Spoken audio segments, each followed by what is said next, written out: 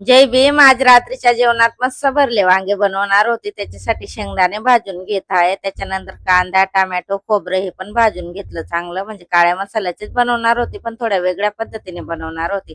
मसाला भाजून लगेच वांगे कापायला घेतले मी, पण आयुष मला कापूच देत नव्हता. त्याच्यानंतर खडा मसाला भाजून घेतला. खडा मसाल्यामध्ये 5 लवंग, 6 मिऱ्या, दालचिनी, थोडं चक्रीफूल, थोडे धने असं घेतलं होतं. छोटी इलायची, मोठी इलायची मस्त भाजून घेतला. आता मिक्सरला बारीक दळून घेते शेंगदाणे आणि मसाला दळून घेतला. आता वांग्यांमध्ये मसाला भरून घेते. आयुषच्या पप्पांना थोडी वेगळ्या पद्धतीची भाजी खायची होती, म्हणून या पद्धतीने बनवली, पण खूप छान झाली होती. आता तेल गरम झालंय, त्याच्यात कढीपत्ता टाकला, मग दळलेला मसाला टाकला, थोडा वांग्यांमध्ये भरला, थोडा मसाला याच्यात टाकला. त्याच्यानंतर लाल मिरची, गरम मसाला टाकून परतवून घेतलं. रोज रोज सारख्या भाज्या खाऊन जीव पण कंटाळून जातो, याच्यासाठी काय तर नवीन बनवायचं तर 2 घास जास्त जातात. त्याच्यानंतर वांगे पण टाकून घेतलं. 5-10 मिनिटं चांगलं याला परतावायचं, मग थोडं गरम पाणी टाकायचं, कारण चव जात नाही गरम पाण्याने मसाला. भाजीचा सुगंध इतका छान येत होता, मी चाकून पाहिले तर 1 नंबर भाजी बनली होती. त्याच्यानंतर बसली मी जेवायला. आयुष पण माझ्यासोबत बसला होता जेवायला, म्हणजे त्याला भात बनवला होता, पण भाजीमध्ये मस्त खाल्ला त्याने भात. जेवणानंतर आयुष मस्त खुर्चीवर जाऊन बसला होता, कॅमेरा पुढे येतात मस्त हसत होता. ही साडी मला आयुषच्या पप्पांनी 1 वर्षापूर्वी आणली होती, जास्त काही नेसाईमध्ये आली नाही, म्हणून आज नेसली. खूप छान वाटत होती. चला मग, बाय.